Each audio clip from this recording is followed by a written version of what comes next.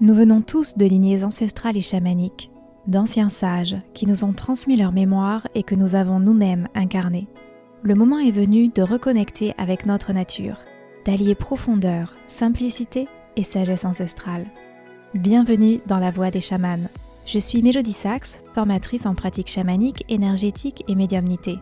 Je partage avec toi mes plus de 30 ans d'expérience pour t'aider à développer tes capacités psychiques, libérer tes mémoires et plonger au cœur des pratiques chamaniques. Je t'accompagne à allier ta magie à celle des anciens et de la nature pour connecter avec les mondes subtils et les êtres lumineux qui les peuplent. Je t'invite à un voyage pour honorer nos traditions tout en les adaptant à l'énergie de notre époque, nos besoins actuels et ton unicité. Bienvenue dans le premier épisode de La Voie des chamans. Je suis ravie de partir à l'aventure avec toi. Nous allons explorer ensemble les traditions ancestrales, les mondes subtils qui nous entourent, les êtres magiques avec lesquels nous cohabitons. Pour commencer, je vais t'en dire un petit peu plus sur moi afin que tu saches qui je suis et ce qui m'a amené à être ici avec toi aujourd'hui pour te parler de chamanisme, d'énergétique, de médiumnité et de tout ce qui concerne l'invisible, la magie, les mémoires et l'univers. Je m'appelle Mélodie Sachs, je suis née dans l'est de la France, en Moselle, et j'ai grandi majoritairement dans le sud, près de Toulouse. Depuis toute petite, je perçois les différents mondes subtils et j'ai accès à de nombreuses informations venant de l'invisible. Je savais quand le téléphone allait sonner, qui allait nous rendre visite, quand j'allais être interrogée à l'école. J'ai toujours vu les femmes de ma famille tirer les cartes et j'avais des souvenirs de mes autres vies dès mes 2-3 ans. C'était quelque chose de complètement normal pour moi et je n'avais pas conscience que ce n'était pas le cas pour tout le monde. Les choses ont commencé à changer lorsque j'avais 8 ans. Un ami de ma maman, dont j'étais très proche, est décédé de façon brutale. Peu après avoir appris son décès, il est venu me voir. C'était la première fois, et loin d'être la dernière fois, que je communiquais avec un défunt, en ayant conscience qu'il s'agissait d'un défunt. Il m'a fait ressentir la paix et l'amour incommensurable dans lesquels il était de l'autre côté.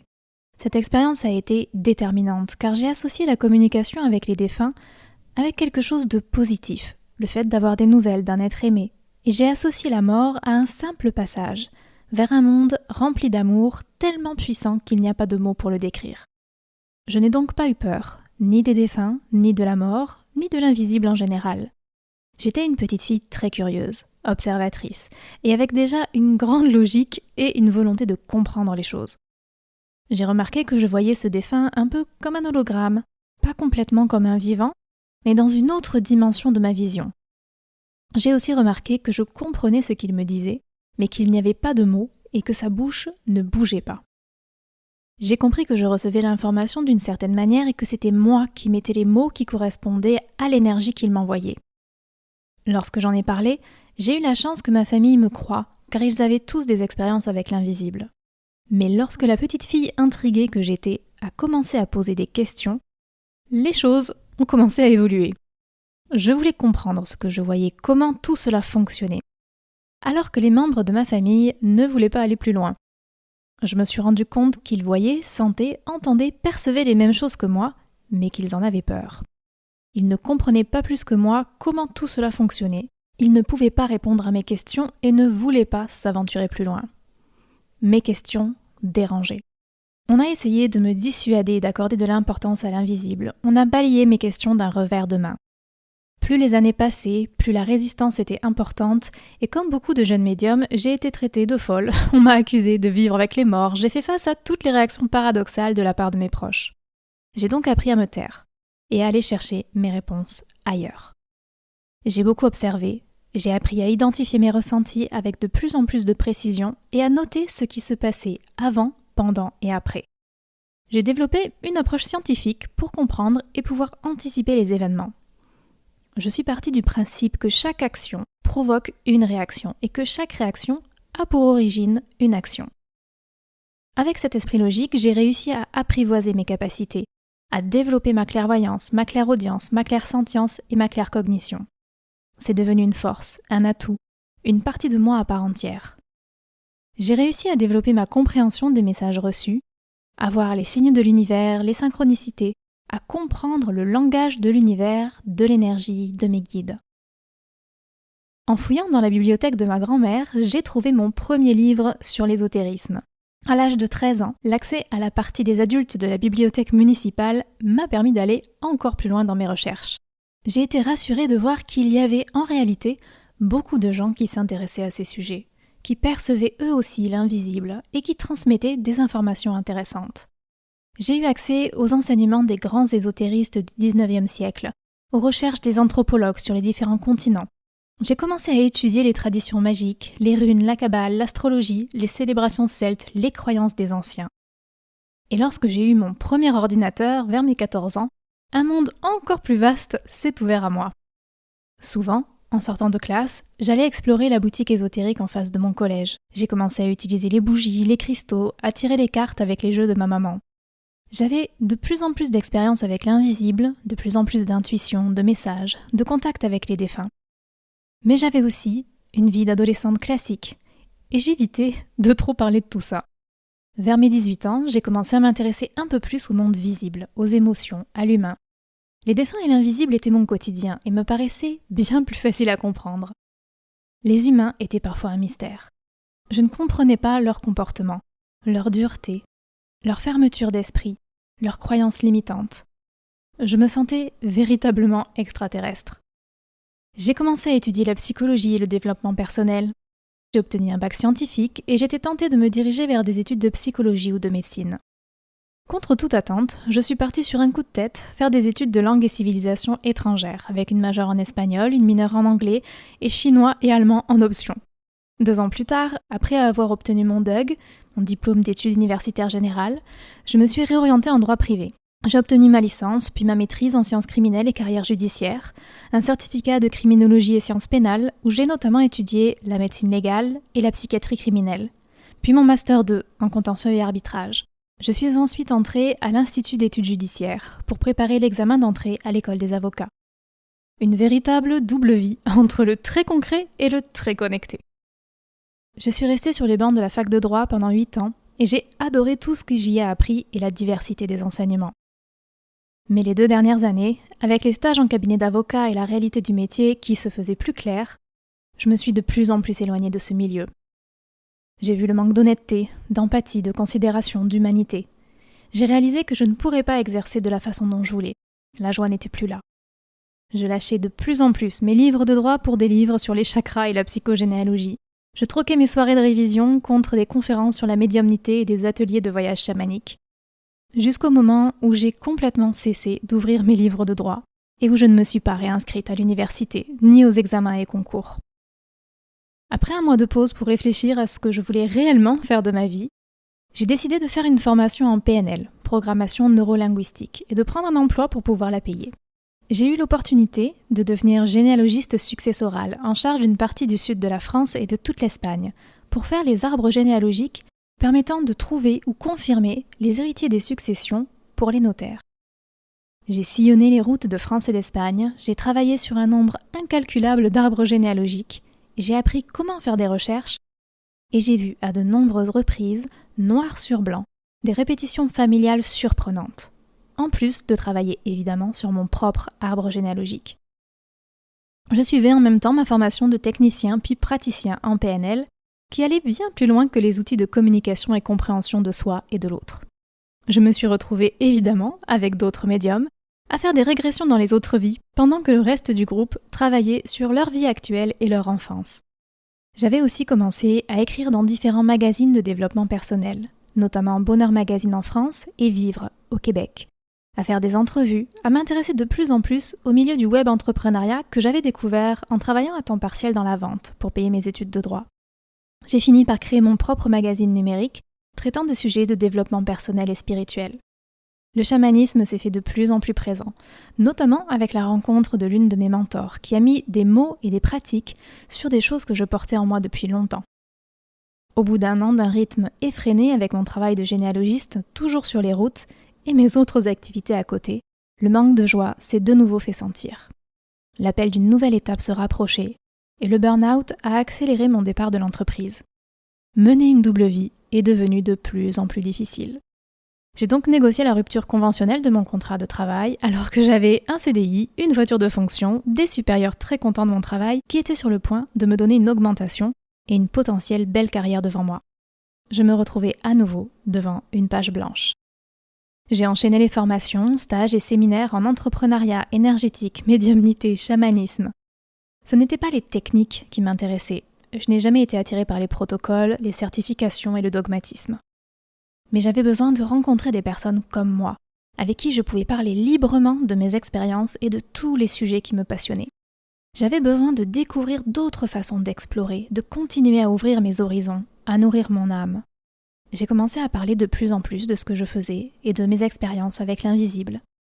Cette partie de moi que je cachais publiquement en dehors des quelques cercles d'énergéticiens que je côtoyais a pris de plus en plus de place, comme un besoin vital de redevenir moi, entière, dans toutes mes dimensions et sans concession. Lorsque j'ai assumé entièrement et publiquement la totalité de mon identité et mon lien inné et intrinsèque avec l'invisible, c'est comme si j'étais passée dans une autre dimension. Et tout s'est accéléré. En 2017, sur un coup de tête et de très nombreuses synchronicités, je suis partie au Québec. J'ai emménagé dans les Laurentides, en nature, à 45 minutes de Montréal, dans une colocation magique, la Belle Verte. J'ai vécu avec 11 autres personnes très connectées, pour la plupart beaucoup plus âgées que moi, et faisant partie pour certains des pionniers en développement personnel et spiritualité. Cette famille d'âmes a été un catalyseur extraordinaire pour ma croissance et celle de mes activités. J'ai appris énormément à leur contact, et j'ai aussi eu l'espace et l'énergie soutenante pour plonger encore plus en moi et explorer encore plus profondément les différents mondes subtils et mes mémoires. De plus en plus de personnes ont commencé à me demander des séances, à me poser des questions pour comprendre ce qu'ils vivaient et percevaient. Sans m'en rendre compte, j'ai fait de plus en plus de séances individuelles, de soins énergétiques, de délivrance de messages. Et j'ai commencé à créer des formations pour enseigner aux gens à faire ce que je faisais et qu'ils puissent être autonomes, qu'ils puissent comprendre ce qu'ils vivaient et apprivoiser eux aussi leurs capacités, comme je l'avais fait à partir de mes 8 ans. J'ai créé mon auto-entreprise, je suis ensuite passée en société et mon activité a continué de se développer. J'ai rencontré mon conjoint qui était militaire à l'époque et nous avons quitté le Québec pour aller en Ontario le temps de sa formation en tant que photographe et vidéographe pour les Forces armées canadiennes. Nous nous sommes ensuite installés 2 ans à Halifax, en Nouvelle-Écosse, où il avait été posté. Mon conjoint, qui est péruvien et qui a grandi au Québec, a lui aussi eu de nombreuses expériences avec l'invisible, notamment avec les plantes. Et sa double vie en tant que militaire devenait de plus en plus difficile. Il a donc décidé de quitter les forces armées. Nous avons quitté le Canada pour nous installer en France en 2021, et quelques mois plus tard, nous sommes arrivés dans le sud des Landes, au bord de l'océan. J'ai obtenu ma résidence canadienne entre-temps, et nous partageons désormais notre vie entre le Québec et la France. Évidemment, c'est un grand condensé et résumé de mon parcours. Il y a eu de très nombreux autres événements, expériences, rencontres au fil des années qui ont eu une importance et un impact sur ma vie et sur qui je suis aujourd'hui. Je n'aurai jamais assez d'une vie pour tout raconter, mais je te parlerai de certains de ces moments au fil des épisodes. Si tu es curieux ou curieuse d'un élément en particulier, écris-moi, envoie-moi tes questions et je rajouterai sûrement les réponses dans les prochains épisodes.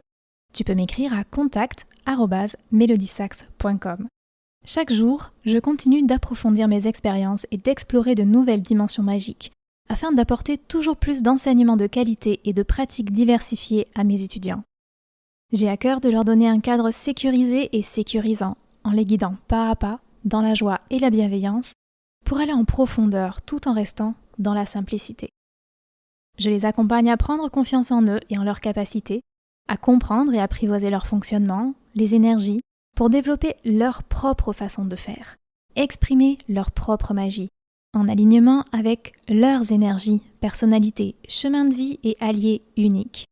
Mon but n'est pas de créer des clones et de transmettre du copier-coller.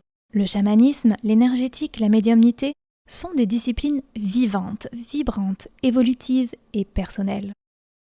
Mon objectif est de mettre à disposition mes plus de 30 ans d'apprentissage et expérience pour guider mes étudiants dans la compréhension de leur propre chemin, le développement de leurs propres pratiques et l'alignement avec leur mission et leur joie personnelle. J'offre la guidance que j'aurais aimé avoir tout au long de mon parcours, l'espace sacré d'écoute et de bienveillance dont chacun a besoin pour évoluer, les réponses et pistes d'exploration que je peux apporter, la communauté, la famille d'âmes soutenantes qui partagent les mêmes aspirations et passions. J'enseigne aujourd'hui principalement le chamanisme et je travaille sur les mémoires. Je ne fais pas dans le folklore, le divertissement, le fast-food spirituel, le superficiel, le copier-coller ni les baguettes magiques. Je transmets des pratiques puissantes et des enseignements approfondis pour partir en exploration de soi-même et des différentes dimensions. Je transmets ce que je vis, ce qui m'a aidé, ce que j'ai expérimenté, pas des protocoles figés copiés d'un livre sans rien comprendre. Je mets du sens autant que possible sur ce que les anciens faisaient pour retrouver le savoir ancestral dont nous avons tous été coupés et l'adapter à nos besoins actuels, notre société, nos énergies et nos personnalités. J'accompagne mes étudiants à développer leur clairvoyance, clairaudience, clairsentience, claircognition, à communiquer avec leurs guides et alliés, à nettoyer et harmoniser leurs énergies, éventuellement celles de leurs proches et clients, à nettoyer et protéger les lieux, à libérer leur mémoire et leur lignée, à reprendre leur pouvoir, leurs énergies. J'enseigne aussi le travail avec les lettres hébraïques, qui sont des portails de transformation absolument extraordinaires et des outils puissants de développement des capacités psychiques sans que le mental puisse intervenir. J'accompagne aussi mes étudiants à anticiper les mouvements énergétiques en fonction des mouvements cosmiques et telluriques en leur enseignant une base d'astrologie et surtout comment l'appliquer concrètement au quotidien. Je leur fais découvrir tout un tas de disciplines et approches spirituelles différentes afin qu'ils puissent explorer ce qui leur parle, découvrir ce qui les appelle. Et dans mon programme phare, Illumination, je les accompagne tout au long de leur chemin pour leur enseigner tout ce que je sais, tout ce que je fais, tout ce que je continue d'apprendre et découvrir au fil des années, pour une approche complète et globale de la spiritualité. Je leur apprends la protection et le nettoyage énergétique approfondi, le travail avec les chakras, l'aura, les lieux, les mémoires karmiques et transgénérationnelles, les annales akashiques, les différentes pratiques chamaniques et notamment les récupérations d'énergie, de pouvoir et de fragments d'âme, la connexion avec les différents guides, ancêtres et alliés, l'animal de pouvoir, leur âme, leur corps, le travail sur les énergies féminines et masculines, le travail avec la Terre et le cosmos, les différentes dimensions et êtres magiques qui les peuplent. Nous pratiquons ensemble en direct tous les mois et je prends le temps de répondre à toutes les questions. Mes formations sont évolutives et continuent de s'enrichir au fil de mes propres recherches et expériences, demandes de mes étudiants, ouverture de nouvelles énergies et dimensions au fil des années. La spiritualité n'est pas une liste de cases à cocher, c'est une quête, une chasse au trésor, un travail d'artiste qui explore, exprime et crée toujours plus de magie. La spiritualité ne remplace pas non plus la thérapie ni la médecine. C'est une dimension alliée qui vient au soutien des autres disciplines, car nous sommes des êtres multidimensionnels et nous avons besoin de prendre en compte autant notre psyché, nos émotions, notre corps physique, que nos énergies, nos vibrations et notre âme. La magie est une science qu'il est parfois difficile de prouver car pour l'instant, nous n'avons pas encore tous les outils pour le faire. Mais il y a toujours une logique dans l'univers, une action et une réaction. Tout s'explique si on a l'esprit assez ouvert pour explorer au-delà des sentiers battus. C'est à cette exploration que je t'invite au fil des épisodes de ce podcast. J'espère que mes expériences et apprentissages te permettront de faire du sens sur ce que tu vis dans ton quotidien, te donneront des pistes et l'envie de regarder au-delà du voile. L'univers, son amour et toute sa magie sont à portée de ta main. Il suffit de pousser la porte, le cœur rempli de joie et d'enthousiasme. On se retrouve très vite pour un prochain épisode. Merci de ton écoute. Accède à tes ressources spirituelles gratuites, e-book, méditation guidée, voyage chamanique sur melodysax.com et retrouve le résumé, les liens et ressources de cet épisode dans la description ou sur melodysax.com/podcast. Pour me soutenir, abonne-toi à ce podcast et télécharge les épisodes, laisse-moi un avis, des étoiles et partage-le avec tes amis et sur les réseaux sociaux. Tu peux taguer mon compte Instagram ou Facebook melodysax, ce serait une joie pour moi de te lire. Si tu souhaites aller plus loin, découvre toutes mes formations sur le chamanisme, les mémoires, les chakras, les lettres hébraïques, l'astrologie ou encore mes soins de groupe sur melodysax.